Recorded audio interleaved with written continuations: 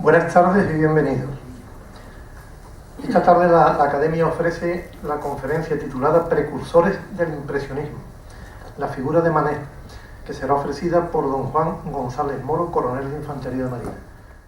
El señor González Moro es coronel de Infantería de Marina. En su carrera militar ha desempeñado diversos cargos en organizaciones internacionales y mandos de unidades del cuerpo. Su último destino fue como director del Museo Naval de San Fernando, desde donde pasó a la situación de retirado en el año 2007.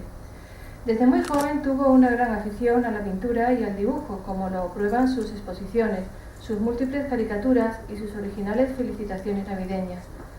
Otra muestra de su cariño por la pintura son también sus conferencias, a las que aplica una cierta experiencia didáctica, recuerdo sin duda de sus años de profesor.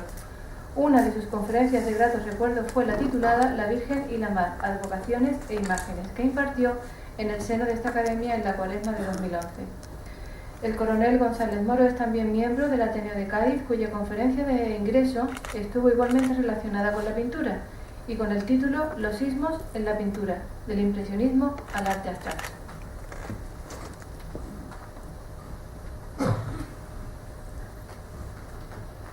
Muchas gracias, doña Adelaida Bordés. Tiene la palabra don Juan González Moro.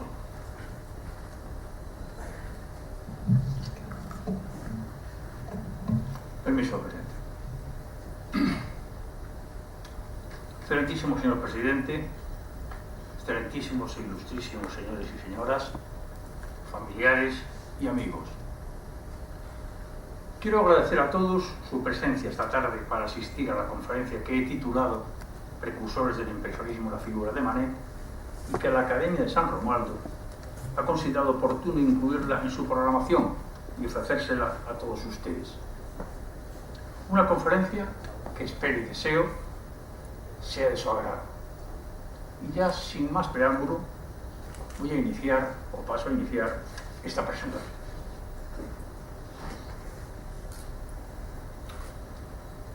El impresionismo es un movimiento artístico de finales del siglo XIX que se aplica a diversas artes, aunque la más conocida de todas ellas es la pintura.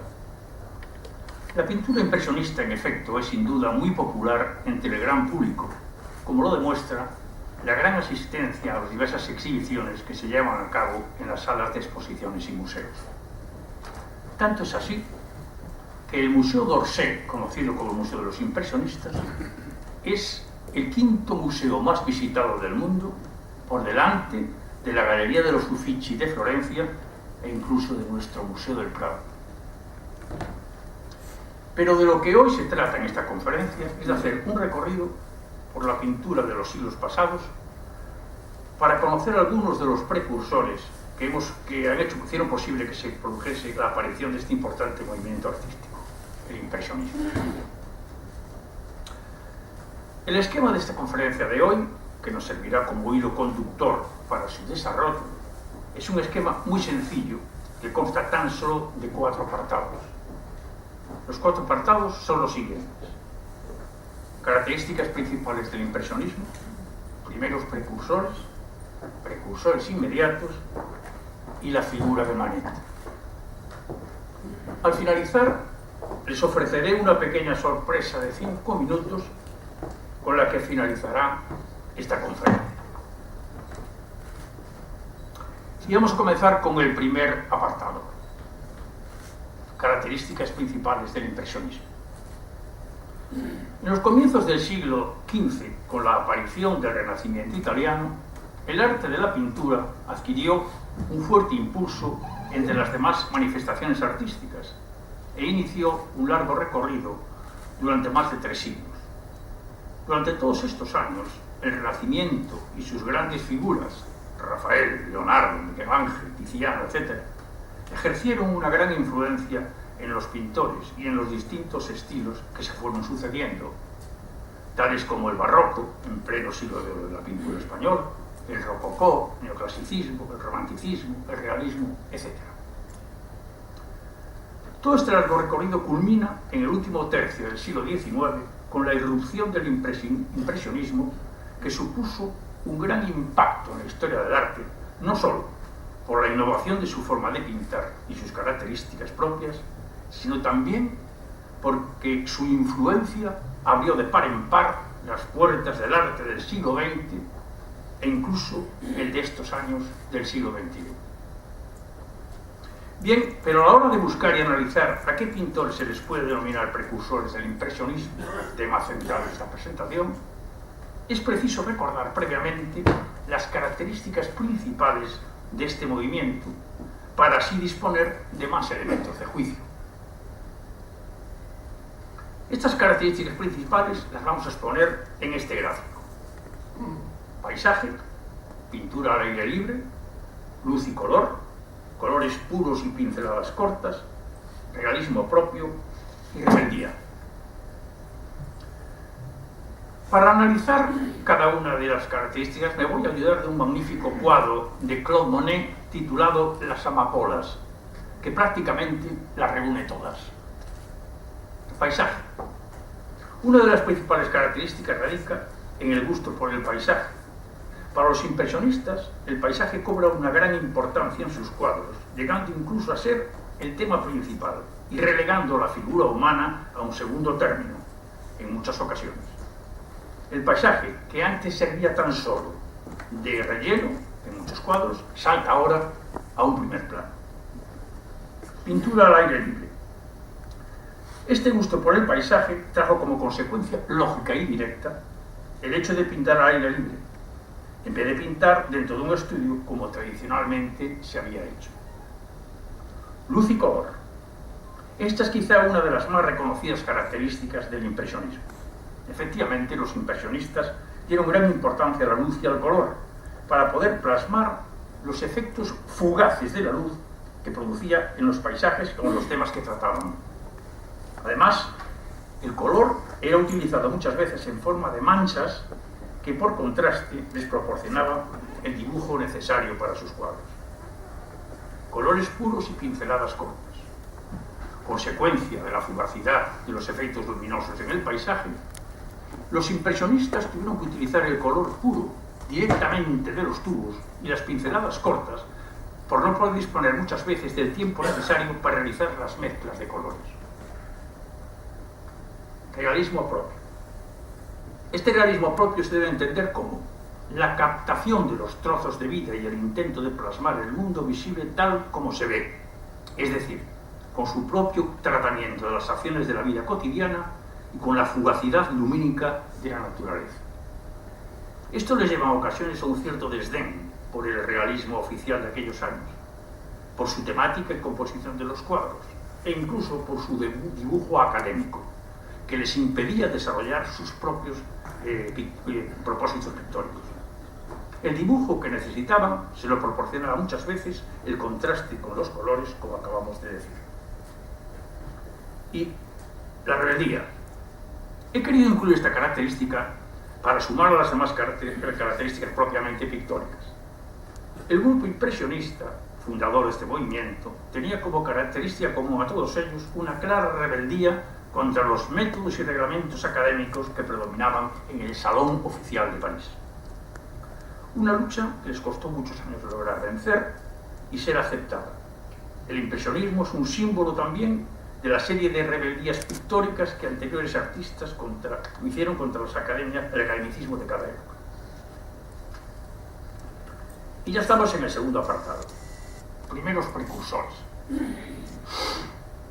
Vamos a comenzar la segunda parte de esta presentación con la definición que la Real Academia de la Lengua Española dice que da la palabra precursor. Dice así: precursor, el que comienza o anuncia doctrinas, ideas o empresas que tendrán acogida y desarrollo completo en el futuro. Bien, pues con este concepto y las características que acabamos de analizar, vamos a ir viendo algunos pintores de los considerados primeros precursores de este movimiento artístico. Y vamos a iniciar esta relación de primeros precursores en el Renacimiento italiano, y más concretamente en la escuela veneciana.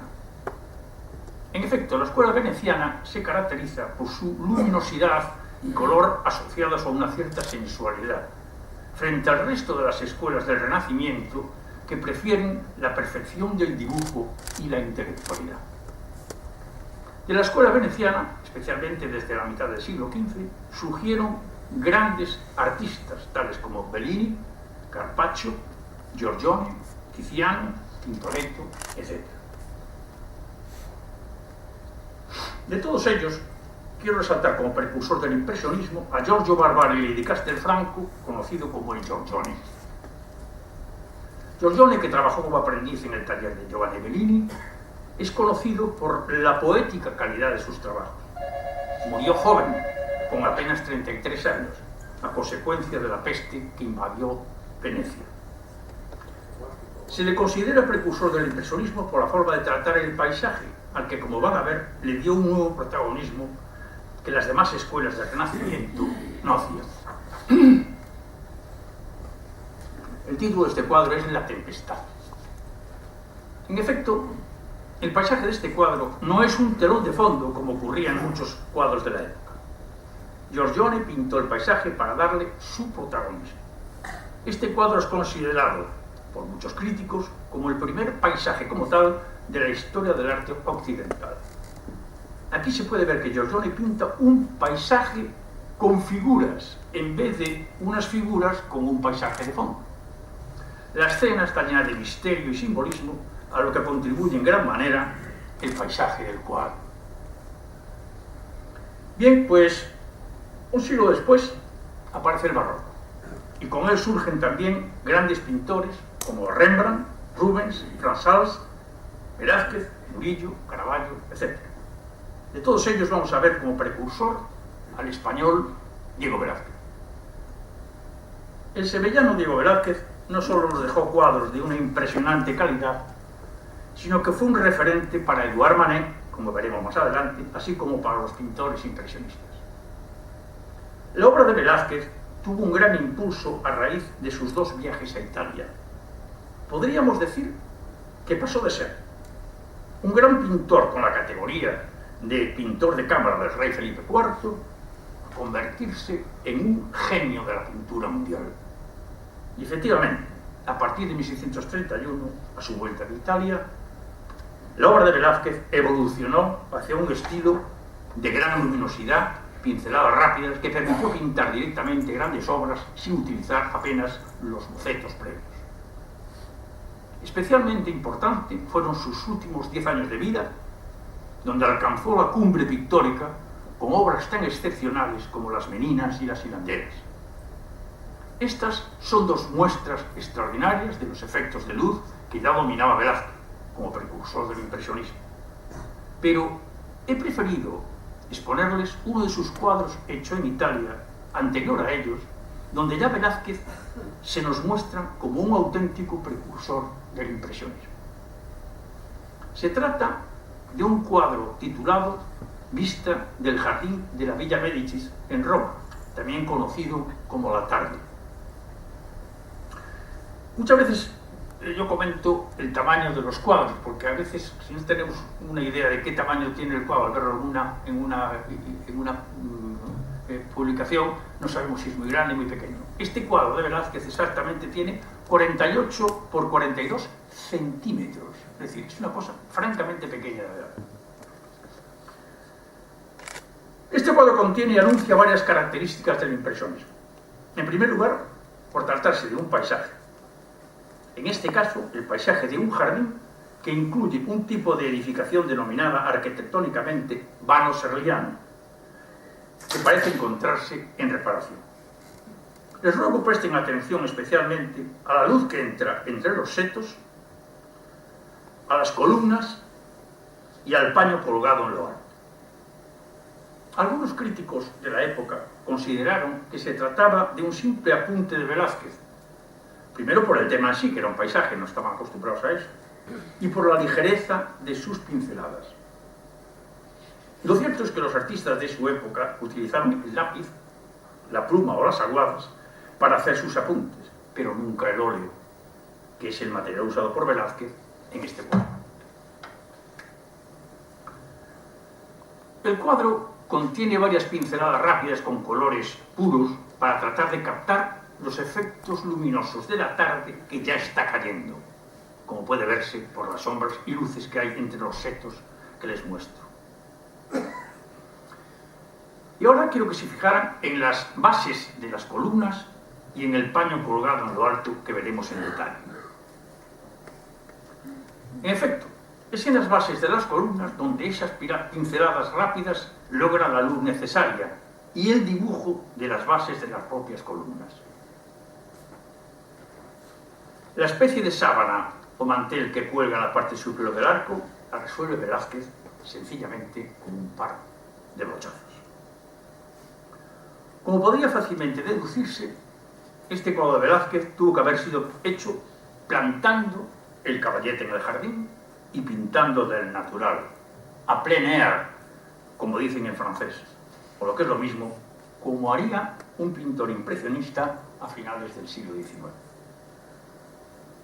En resumen, creo que en el análisis de este cuadro hemos podido ver varias de las características del impresionismo, tales como la elección del tema, un paisaje, la posible pintura al aire libre, el uso de las pinceladas cortas sobre el dibujo académico, la preocupación por la fugacidad de la luz, etc.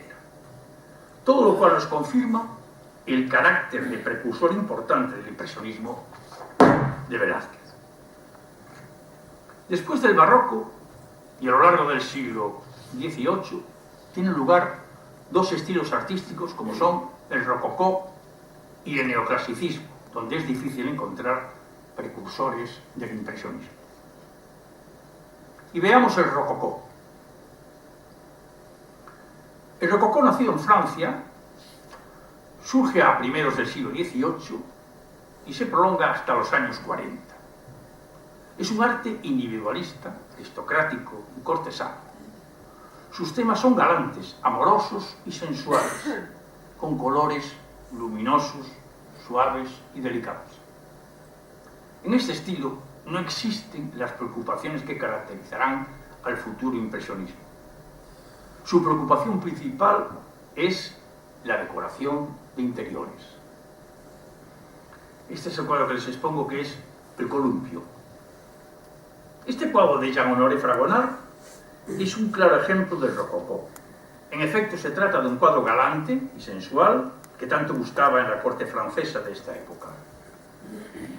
En la escena, el columpio, empujado por un personaje a la sombra, está en su punto más alto de su recorrido, donde casi se detiene para que el segundo personaje pueda contemplar mejor los encantos de la dama. Como puede verse desde el ángulo superior izquierdo, baja una luz que ilumina a la figura femenina, pero se trata de una luz aparentemente detenida en el tiempo y pintada solo con efectos decorativos, que carece de la fugacidad que caracteriza al impresionismo. Por otra parte, decir que si Fragonard hubiese hecho este cuadro en el siglo XX, posiblemente hubiera intentado pintar a Marilyn Monroe en el columpio. Hubiera sido su modelo idóneo por la mezcla de sensualidad e ingenuidad que tenía el artista. Y entramos en el neoclasicismo. Este movimiento artístico ocupó gran parte del siglo XVIII y los comienzos del siglo XIX. La pintura neoclásica está considerada como un movimiento estético que venía a reflejar los principios intelectuales de la Ilustración. En su desarrollo se vio influenciado por la corriente europea de visitar Roma y sus ruinas, así como por la admiración existente por las esculturas griegas y romanas. Uno de los pintores más característicos del neoclasicismo fue el francés Jacques-Louis David, y con uno de sus cuadros de fondo, concretamente Napoleón cruzando los Alpes, vamos a ver algunos aspectos relevantes de la pintura neoclásica. En la pintura neoclásica predomina de forma destacada el dibujo, como puede verse en este cuadro. El color tiene menos importancia, quedando en una función subordinada al dibujo. Podríamos decir que sirve para colorear los dibujos previos. La luz ofrece un aspecto muy artificial, como producida por un foco, y los fondos suelen ser muy planos para dar relieve al tema principal. La temática del neoclasicismo suele enfocarse a temas históricos y mitológicos. En estos conceptos es difícil buscar precursores del impresionismo, pues sus conceptos pictóricos están muy alejados de los que utilizarán los impresionistas. Y llegamos a la figura de Goya. Goya, como todos los genios, es difícil de encasillar en un solo estilo. Unas veces estos genios marcan las pautas de un estilo concreto, pero a veces se desvinculan del método característico de su tiempo y se convierten en precursores de nuevas tendencias. Este es el caso de Goya. Goya comenzó practicando el estilo ya decadente del final del barroco en un taller de Zaragoza, donde conoció al pintor Vallejo, con el que se relacionaría después en la corte y con el que llegó a emparentarse años después al casarse con una hermana. En la corte practicó el neoclasicismo que imponía Mengs, pintor principal de Carlos IV. De esta época son sus conocidos tapices costumbristas y sus magníficos retratos. En 1872, una rara enfermedad contraída en Andalucía, entre Sevilla y Cádiz, le deja como una sordera, como secuela una sordera para el resto de su vida. Esta sordera y el estallido de la Guerra de la Independencia tienen una gran importancia en su vida y, en consecuencia, en sus pinturas. La guerra le supuso un conflicto interior, por un lado por su proximidad a las ideas liberales de los afrancesados y por otro por su patriotismo que le acercaba a los que luchaban contra las tropas napoleónicas. Esto influyó en su carácter, que se volvió huraño, así como en los estilos artísticos que practicaba, pasando a utilizar colores oscuros y formas dramáticas. En esta época nacieron su serie de grabados sobre los desastres de la guerra y sus pinturas negras. Estas pinturas negras son las precursoras del romanticismo del siglo XIX y de los movimientos modernos del siglo XX, tales como el expresionismo. Ya con 78 años, 4 años antes de morir, se trasladó a Burdeos, donde se quedó a vivir con sus antiguos amigos, los liberales, allí exiliados. En Burdeos cambió de carácter y pasó sus últimos años feliz. El cambio de carácter también influyó en su pintura. Una de sus últimas obras es La lechera de Burgos, considerada por muchos críticos de arte como una de las obras precursoras del impresionismo. En efecto, Goya ya llevaba en Burdeos 3 años cuando pinta este cuadro.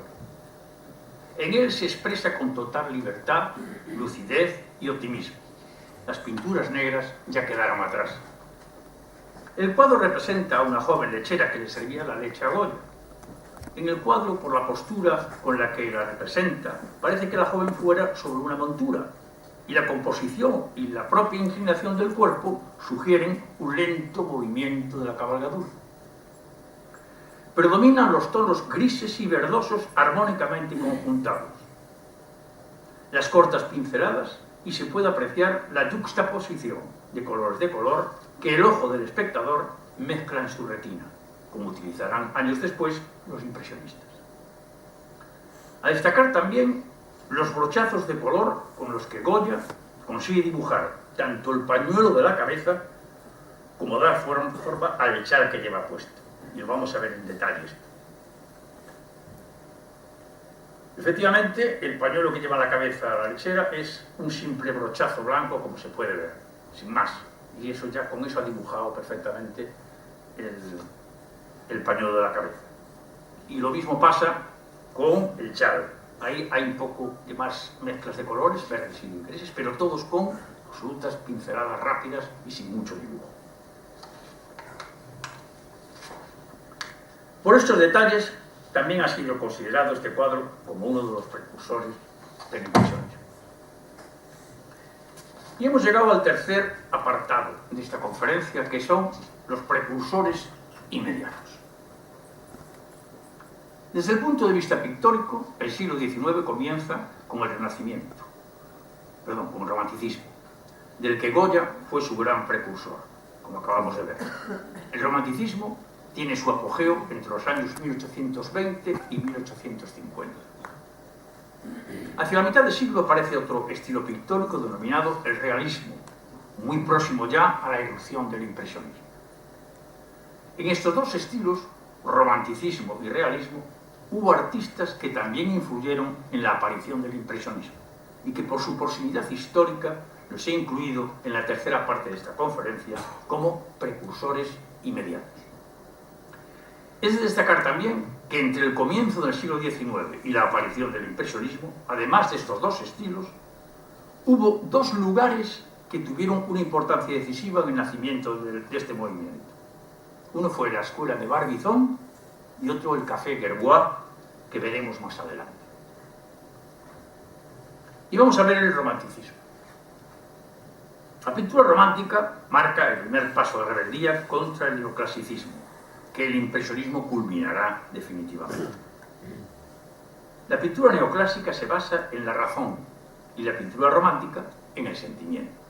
Sin meternos en mayor profundidad, el cambio de lo neoclásico se produjo cuando los filósofos alemanes como Kant empezaron a hablar de lo subjetivo y del sentimiento.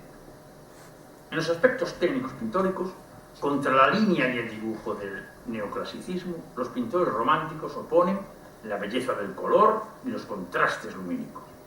El paisaje también adquiere mayor protagonismo y es evocador de un estado de ánimo. De todos los grandes pintores del romanticismo, vamos a destacar al francés Delacroix y a los ingleses Constable y Turner, como precursores inmediatos del impresionismo. La gran figura del romanticismo francés es sin duda Eugène Delacroix. Delacroix representa las pasiones de su época, el liberalismo revolucionario y el pesimismo byroniano. Lleva a cabo obras de género histórico, pero con temas contemporáneos, no con los sucesos de la antigüedad, como marcaba la tendencia académica del neoclasicismo. Este cuadro titulado La libertad guiando al pueblo lo representó Delacroix en 1831 en el Salón de París. Esta obra, donde muestra sus inquietudes políticas y sociales y su espíritu de rebeldía. En el cuadro se puede observar también la influencia de Goya, con sus cuadros de la Guerra de la Independencia. La escena es de julio de 1830, en que el pueblo de París levantó barricadas en su lucha contra el rey Carlos X de Francia por suprimir el Parlamento y restringir la libertad de prensa. Al no existir un solo cabecilla, Delacroix representó a la libertad, llevando la bandera tricolor francesa y conduciendo al pueblo. Como se puede observar, el pueblo está representado por una unión de clases sociales, tanto burgueses con sus típicos sombreros, como las clases más bajas con sus tristes harapos. Este gran cuadro fue comprado por el Estado y le valió a Delacroix la Legión de Honor. Delacroix tenía 32 años. Posteriormente viajó por Inglaterra, donde estudió la obra de los pintores ingleses que tuvieron bastante influencia en su obra, especialmente en el uso de colores más luminosos y el paisajismo, que también supusieron un avance hacia el impresionismo. Cuando Delacroix pintó este cuadro tenía 59 años. Es de resaltar que el academicismo marcaba incluso el tamaño de las obras. Así, esta obra solo tiene un tamaño de 32 por 51 centímetros, estamos hablando de otra obra pequeña. Mientras que la anterior que vimos, de la libertad guiando al pueblo, que expuso en el Salón de París, tenía 3,25 metros por 2,60, como marcaban las normas académicas. En este cuadro se puede observar claramente cómo Delacroix ha cambiado sus colores, sus temas, incluyendo el paisaje, y sobre todo sus pinceladas, que aparecen más cortas y rápidas como precursoras ya del inminente impresionismo. Y vamos a analizar a los ingleses Constable y Turner. El inglés Constable cursó sus estudios de pintura en la Real Academia de Londres. Desde muy joven se interesó por el paisaje, que ya lo ejecutaba pintando al aire libre, como hacían pocos años, como harían pocos años después los impresionistas.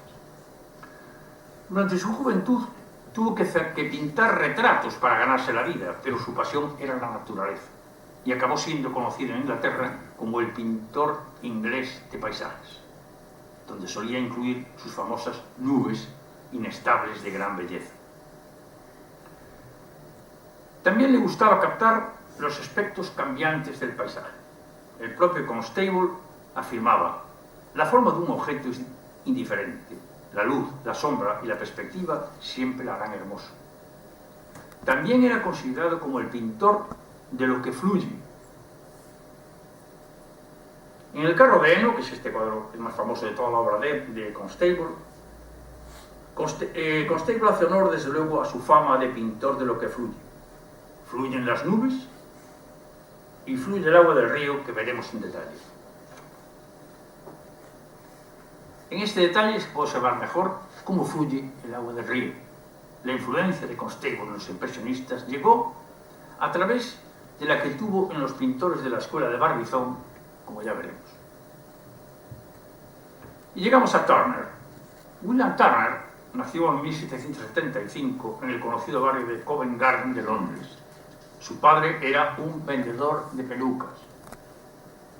Entró en la Real Academia de Arte de Londres con solo 14 años y a los 16 ganó el premio de dibujo de la Academia como un paisaje. Este hecho le animó a seguir con este tema de los paisajes y empezó a destacar tanto con óleo como con acuarela.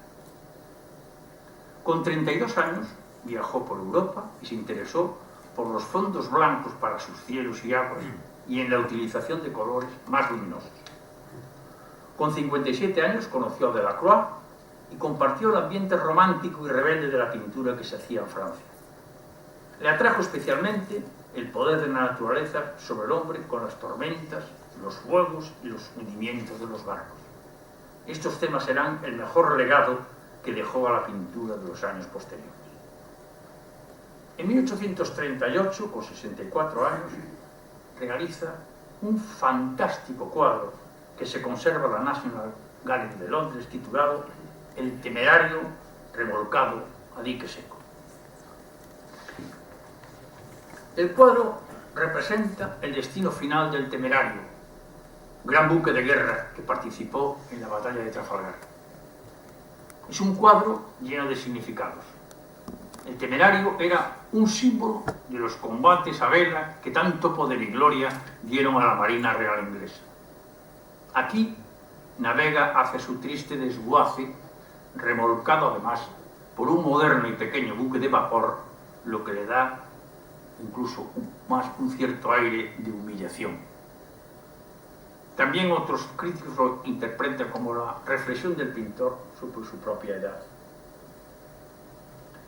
En cuanto al análisis como obra precursora del impresionismo, en las pinceladas de los cielos y especialmente en las del sol y las nubes que lo cubren, se puede apreciar su influencia en las futuras obras de los impresionistas. Este cuadro fue considerado como el mejor cuadro de la pintura inglesa en una votación hecha en la BBC en el año 2005. Pero quizás donde mejor se puede apreciar la influencia de Turner como precursor es en el cuadro que les paso a mostrar.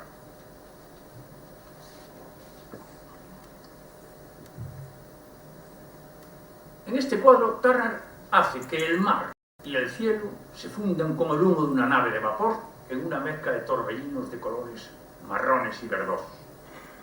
Es un cuadro de gran osadía de Turner a sus 64 años. En su tiempo, las últimas obras de Turner no fueron muy bien comprendidas, si bien el paso de los años ha hecho justicia y hoy en día son muy borradas y el propio Turner es reconocido como uno de los grandes pintores ingleses. Esta obra no solo puede considerarse como precursora del impresionismo, sino incluso también del arte abstracto. Y llegamos al realismo. Contra la pintura romántica y su idealización de la historia, de la sociedad e incluso de la propia naturaleza, que era una forma de evasión, se abre paso una corriente que se interesa por la realidad diaria de la vida, aunque a veces muestre su cara más desagradable. El realismo pictórico se dio en Francia y surgió después de la Revolución Francesa de 1848, como desencanto a los movimientos revolucionarios. Su fundador y principal representante fue Gustave Courbet. La denominación de este estilo surgió por el nombre que el propio Courbet le dio a una provocativa exposición que en 1855 montó como alternativa al Salón de París, con el título de Realismo. A este realismo pictórico se le suele identificar con el realismo literario contemporáneo de Honoré de Balzac, en su vertiente más comprometida socialmente, el naturalismo de Émile Zola. Courbet nació en 1819 en un pequeño pueblo cercano a Besançon llamado Ornans. A los 21 años llegó a París y se vuelca en el arte, abandonando los estudios de Derecho.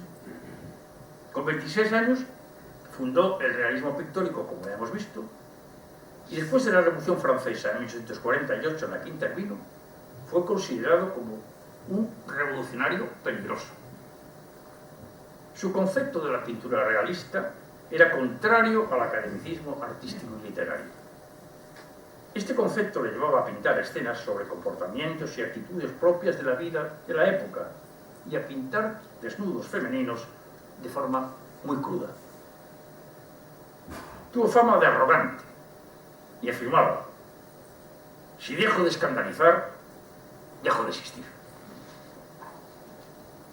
A pesar de sus polémicas, alcanzó el éxito.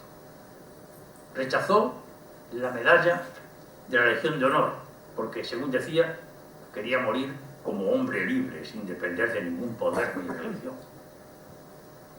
Afortunadamente, entre sus temas realistas, incluyó un paisaje, o el paisaje, donde se mostró como un maestro y precursor del impresionismo. Courbet hizo este cuadro con 50 años en el Canal de la Mancha. Años antes había pintado otras marinas con Monet en el Mediterráneo. En los cuadros que hizo en el canal incidió mucho en hacerlos en mareas bajas. En el cuadro se recrea especialmente en las nubes que ocupan gran parte del lienzo, dejando solo dos estrechas franjas para el mar y la playa. A pesar del mar en calma, Courbet no puede por menos de pintar un cielo abigarrado de grandes nubes que contrastan con la sensación de calma.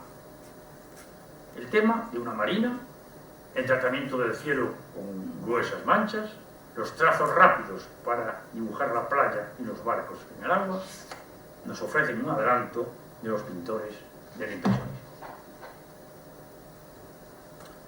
Bien, cuando iniciamos el tercer apartado, mencionamos también la importancia de dos lugares en el nacimiento del impresionismo, que eran la Escuela de Barbizon y el Café de Rouen. Pues vamos a iniciar con el primero de ellos, la Escuela de Barbizon. El cuadro El carro de heno, que vimos a hablar de Constable, junto a otros 4 cuadros más de este autor, fueron expuestos por un marchante en una exposición de pintura inglesa en el Salón de París en 1824. El carro de heno fue distinguido con una medalla de oro que le dio el rey Carlos X. Las obras de Constable inspiraron a la nueva generación de pintores realistas franceses que comenzaron a seguir las ideas de Constable sobre su pintura y el naturalismo. Durante la Revolución Francesa, en 1848, algunos de estos pintores quisieron alejarse del ambiente hostil y revolucionario que se vivía en París, y de la desilusión que les producía verse rechazados por el academicismo y alejados de los mercados de arte. Entonces, empezaron a reunirse en un pequeño pueblo próximo a París llamado Barbizon. Uno de estos pintores fue Théodore Rousseau, que había adquirido una pequeña casa en el pueblo donde se reunían especialmente los fines de semana. Esa casa les servía de casa-taller y de lugar de intercambio de sus ideas. Este cuadro, atribuido a Rousseau, nos sitúa en el ambiente que vivía este grupo de artistas, del que destacaban el propio Rousseau, Millet, Corot y Davigny. Próximo a la casa se encontraba el precioso bosque de Fontainebleau, que le sirvió de inspiración en muchos de sus cuadros. Los pintores pintaban al aire libre y al final del día retocaban sus cuadros en la casa taller o los dejaban para terminar al día siguiente otra vez en el campo. Esta casa también la utilizaron años más tarde para celebrar exposiciones. A este grupo de artistas y a sus actividades de este pueblo se les denominó la Escuela de Barbizón, que tuvo gran importancia como precursora del impresionismo, como analizaremos más en detalle al ver algunos de sus artistas. En cuanto al grupo de artistas que formaban la Escuela de Barbizón, vamos a detenernos solo en dos de ellos para no prolongar demasiado la presentación. Vamos a analizar en concreto a Charles-François d'Aubigny y a Camille Corot. d'Aubigny nació en París en 1817. Su padre y su tío fueron sus primeros maestros. d'Aubigny era un pintor de estilo tradicional hasta que se unió al grupo de la Escuela de Barbizon, en que pasó a pintar paisajes y especialmente paisajes fluviales. Para ello utilizó un bote que habilitó como estudio flotante. El cuadro titulado Ribera del Río tiene tres elementos básicos: la vegetación de ribera, el agua del río y el cielo, que da la sensación de estar nublándose. d'Aubigny consigue la sensación de profundidad y la atmósfera envolvente con el recurso de crear una zona más clara cerca del horizonte. Como anécdota, decir que d'Aubigny calificaba a sus cuadros de mejor a peor por el número de patos que pintaba en el agua. Este cuadro es de los que le gustó, pues pintó 5 patos. Esta obra forma parte de la mejor etapa del pintor y transcurre entre 1864 y 1874. Pintar paisajes al aire libre, cambiar la forma de usar sus pinceladas y abordar la fugacidad del cielo cambiante son una clara muestra de su proximidad con el impresionismo. d'Aubigny viajó a Inglaterra, donde conoció al que sería uno de los más destacados impresionistas, Monet, y posteriormente ambos se trasladaron a los Países Bajos, donde se encontraron con Cézanne. Los dos jóvenes artistas, Monet y Cézanne, se vieron influenciados en su pintura en su contacto con d'Aubigny. Y llegamos al siguiente, que es Corot, de los de la Escuela de Barbizon. Corot nació en París en 1794 en el seno de una familia acaudalada y murió a los 79 años. Entró en el estudio de Achille Edna-Machalon, un reputado paisajista, donde comenzó a pintar paisajes al aire libre. Su consolidación como artista llegó con la Exposición Universal de París, donde recibió una medalla de la primera clase. Y además Napoleón III le adquirió uno de sus 6 cuadros que expuso para su colección particular. Corot realizó diversos viajes por Italia y por Francia, destacando sus frecuentes visitas al bosque de Fontainebleau, donde contactó con d'Aubigny y Rousseau y los paisajistas de la Escuela de Barbizon y terminó considerándose como uno más de ellos. Corot ejerció gran influencia en los primeros pasos de Monet, de Renoir y de Berthe-Morisot, así como en la obra de Pissarro, si bien no vio con simpatía al grupo impresionista, debido a la rebeldía institucional de sus jóvenes colegas. Por el contrario, Monet alabó la obra de Corot, del que dijo que estaba en el origen del impresionismo. Corot fue de los primeros que expresó la sensación óptica de la naturaleza ante las distintas condiciones atmosféricas, que, como sabemos, fueron parte de la revolución pictórica impresionista. Como muestra de estas sensaciones ópticas, veamos el siguiente cuadro, titulado Escena de invierno. La sensación óptica del cuadro es de un paisaje de frío invernal, marcado no solo por la nieve, sino también por el precioso y expresivo color morado del cielo, que en gran manera acentúa la sensación de frío. Y llegamos al cuarto apartado y último, la figura de Manet. De toda esta serie de precursores del impresionismo que hemos estado viendo, Edouard Manet es el último y más próximo a todos ellos. Tan próximo que, como vamos a ver, conoció a casi todos los primeros impresionistas en las tertulias del Café Gerbois y ejerció una gran influencia sobre ellos. Manet nace en París en 1832 en el seno de una familia de alta sociedad. Su padre era un funcionario importante del Ministerio de Justicia y su madre perteneció a la familia Bernadotte del rey de Suecia. Un tío materno, viendo su afición por el dibujo, le regaló una caja de pinturas y acuarelas que despertó definitivamente su afición a la pintura. Manet fue un mal estudiante. Su padre le metió en la marina y consiguió que se embarcase en una navegación por América del Sur. Sin embargo, a la vuelta fracasó en los exámenes de ingreso. Finalmente, el padre le apuntó al taller de Thomas Couture, un pintor de estilo totalmente academicista y cuyo lema era: si no tengo la pretensión de fabricar genios, sí tengo la de formar pintores que conozcan su oficio. En el taller de Couture estuvo 6 años, compaginando su aprendizaje con los viajes a Italia y con sus visitas a museos donde se pasaba largas horas trabajando. Manet era un gran apasionado de los clásicos, especialmente de Tiziano, de Velázquez y de Goya. Las diferencias artísticas con Couture fueron en aumento, hasta llegar al intercambio de palabras desagradables y al fuerte portazo que liberó a ambos.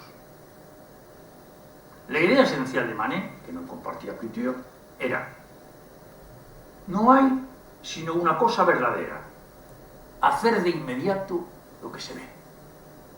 Esta idea la mantuvo Manet toda su vida y fue una de las aportaciones importantes al impresionismo. La ruptura con Couture fue la primera muestra de su carácter rebelde. En 1859, con 27 años, se presentó por primera vez en el Salón de París con su obra El bebedor de ajenjo, en el que se puede notar la influencia de los colores oscuros de Velázquez. El Salón de París, dirigido por jurados conservadores y académicos, venía influyendo en la cultura francesa durante cerca de 200 años. Para cualquier artista que quisiera triunfar era esencial exponer en el salón. Este cuadro fue el primero de las posteriores obras que también le fueron rechazadas a Manet. En estos momentos, Manet decide desembarazarse de las tendencias que orientaban su pintura. Del neoclasicismo de los Ingres y David, que tanto gustaban a Couture, del romanticismo de Delacroix y del realismo de Courbet, que tanto fascinaba al propio Manet. Y Manet decide ser independiente. En su mente, él sabía lo que no quería, sin saber demasiado exactamente qué es lo que quería. Sin embargo, al año siguiente, el cuadro del guitarrista español, basado en el arte de Goya, fue aceptado, lo que supuso una gran esperanza para Manet. Pero esta esperanza pronto se vio rota en los años 1863 y 1865 con el rechazo de 2 cuadros que posteriormente alcanzarían gran fama. Se trataba de los cuadros El desayuno sobre la hierba y Olimpia. Dada la importancia de estos 2 cuadros en la obra de Manet, nos detendremos a analizarlos y a ver las consecuencias que significó su rechazo. Ambos cuadros tienen su inspiración en otros 2 cuadros de la pintura veneciana, uno de Giorgione y otro de Tiziano. Este cuadro, que se llama Almuerzo campestre de Giorgione, también es conocido como el concierto campestre, como puede verse por los instrumentos musicales que aparecen. Giorgione era un gran aficionado a la música, él mismo tenía el laúd y cantaba. La visión del cuadro nos da como resultado una imagen poética de la Arcadia, como lugar de esparcimiento y reposo. Expresa un esplendor y sensualidad matizada de poética melancólica. Estos desnudos, dentro de un ambiente clásico y casi mitológico, no son rechazados por el público parisino de la época. Pero el moderno cuadro que vamos a ver de Manet sí que generó la censura y repudio. Este cuadro suscitó la rechace del público parisino en 1863, sobre todo por la ambientación contemporánea de la escena. En efecto, la mujer desnuda tiene una mirada desafiante y está situada entre dos burgueses parisinos vestidos a la moda del momento, lo que acentuó aún más su aparente falta de pudor. Además, el uso del color negro también tuvo críticas por no ser considerado como muy académico. He de señalar que años después los críticos de arte resaltaron de este cuadro el magnífico bodigón que puede observarse en el ángulo inferior, cuyo estilo usarán después los impresionistas en muchos de sus cuadros. Tiziano fue sin duda uno de los grandes pintores del Renacimiento y el mejor representante de la escuela veneciana. Su influencia en Manet es evidente en este cuadro. Este segundo cuadro también fue rechazado por el Salón, aunque poco después sus dos cuadros fueron expuestos en el Salón de los Rechazados. Este salón fue abierto por Napoleón III para dar otra oportunidad a los jóvenes pintores.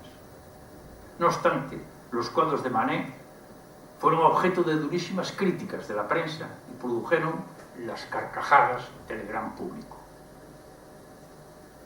Una vez más, el motivo del rechazo es la figura de Olimpia.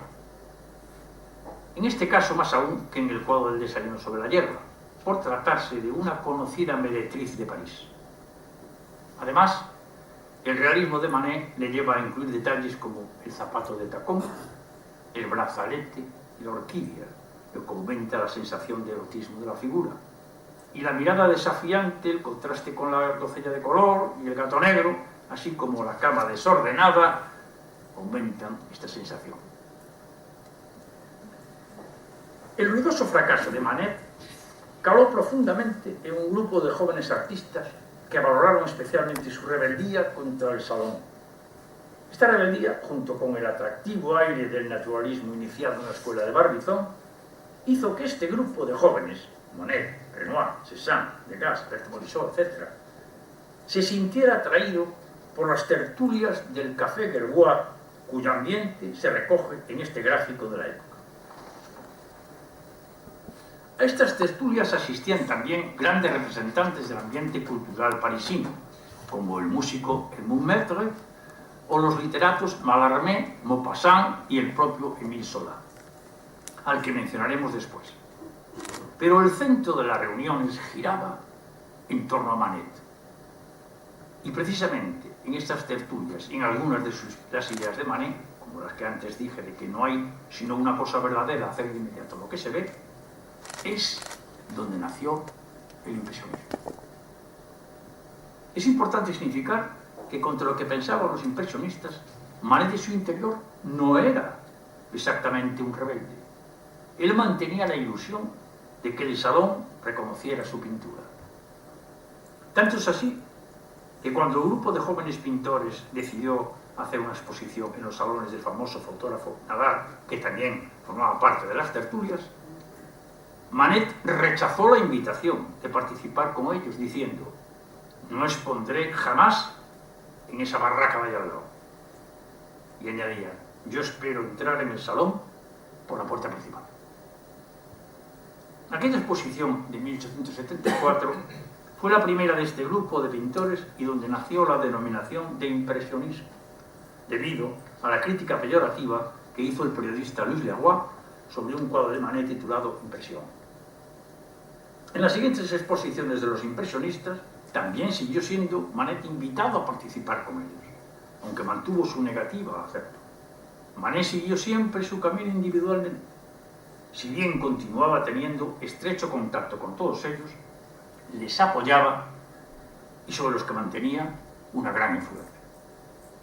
De esta forma hemos llegado al último y más directo precursor del impresionismo, como fue Manet, especialmente por transmitirle las ideas del naturalismo, por las ideas de pintar de inmediato lo que se ve, por sus técnicas de rápidas pinceladas sin dibujo previo, por muchas de sus temáticas y por impulsarles, aunque no fuera intencionadamente, el espíritu rebelde contra el Salón de París. El gran Claude Monet reconocería años más tarde a Manet como el padre del impresionismo. Sus últimos años siguió pintando con la ilusión de que el Salón valorara su pintura. Y es cierto que el Salón aceptó a exponer alguna vez alguna de sus obras, pero sin que ello significara reconocer totalmente su talento. Afortunadamente, su amigo de la infancia, Antonin Plus, fue nombrado ministro de Bellas Artes. Y 2 años antes de la muerte de Manet, le condecoró como caballero de la Legión de Honor. De sus últimas obras, quiero ofrecerles una muestra donde se puede ver que la influencia de Manet en los expresionistas también fue mutua. Los siguientes cuadros nos van a ayudar a verlo. Este se llama Bar del Folies Bergère. Se trata de una sala de espectáculos que se hizo muy popular en París y hacía la competencia al Lido y al Moulin Rouge. El cuadro consigue una gran ambientación de la atmósfera del local, aprovechando el reflejo en el espejo que está detrás de la camarera. Todo ello nos indica la proximidad a los impresionistas tales como Renoir, Degas y Toulouse-Lautrec. En este otro ejemplo, se trata de un precioso cuadro de 2 peonías blancas y unas tijeras tratados como una naturaleza buena. Manet consigue una gran belleza con apenas unas pinceladas blancas sobre un fondo oscuro.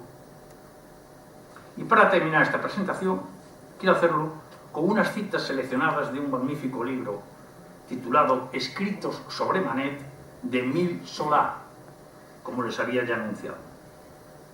Como fondo a estas lecturas, quiero ofrecerles un último y bellísimo cuadro de Manet. Se trata de un retrato a pastel de una camarera del Folies Bergère. Las primeras citas están sacadas del artículo titulado Naturalismo en el Salón, de 1880 y publicado en el periódico Le Voltaire. Esto dice Zola sobre Manet: es una existencia consagrada completamente al arte, con valentía, y un día se le reconocerá el lugar capital que tiene en el periodo de transición. Pero ya desde hoy se puede medir su influencia en el papel decisivo que ha jugado en la influencia sobre los jóvenes pintores que se han formado después de él. Ellos forman una gran escuela de la que debería ser considerado el verdadero jefe. Y aquí radica la verdadera gloria de Manet, la influencia que ha alcanzado sobre los discípulos de Gérôme y Cabanel, pasando por los impresionistas que son sus hijos directos. Y finalmente, en el prefacio del catálogo de la exposición organizada por la familia de Manet en 1884, un año después de la muerte del pintor, Émile Zola escribió, entre otras cosas, lo siguiente: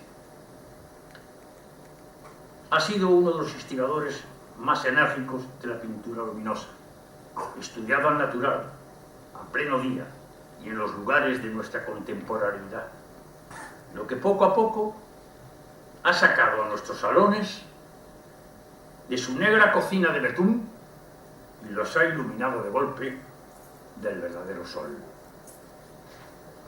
Bien, pues con esto termina, digamos, la conferencia, antes de ofrecerles la sorpresa que les quería dar como final.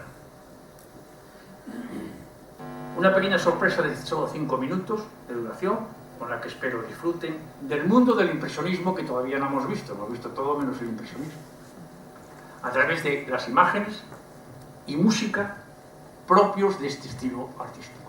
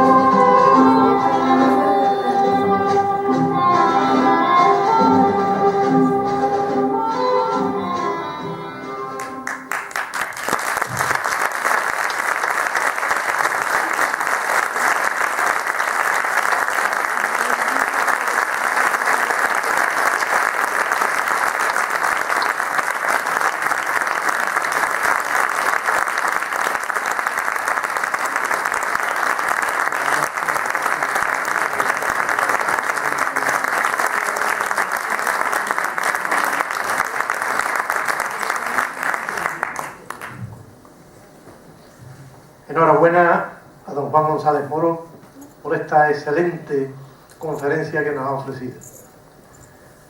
Y muchas gracias en nombre de la Academia por haber colaborado de nuevo con nosotros, en este caso en el curso 2013-2014. Y también gracias por la sorpresa, que además de magnífica nos ha conmovido. Esa es la verdad. Muchas gracias. La Academia, como tiene por costumbre, cuando llega la primavera, espacia un poco más sus actos por razones que todos sabemos. No obstante, durante el mes de mayo vamos a tener 3 actividades, que serán una conferencia titulada El intervencionismo español en Marruecos, análisis de factores que confluyen en un desastre militar, anual, que será ofrecida por el ilustrísimo señor don Fernando Caballero Echevarría. Tendrá lugar también la toma de posesión como académico de número del doctor don Juan Antonio Lobato García. Picasso y Matisse juegan en mi jardín, será el título del discurso de ingreso. Y por último, el martes 27 de mayo, el profesor don José Manuel Revuelta Soba ofrecerá la conferencia El corazón, amigos y enemigos. Eso es lo que la Academia tiene programado de aquí a final de curso, además de, naturalmente, el fallo del Premio Internacional de Relato de Cuento Puente Suazo.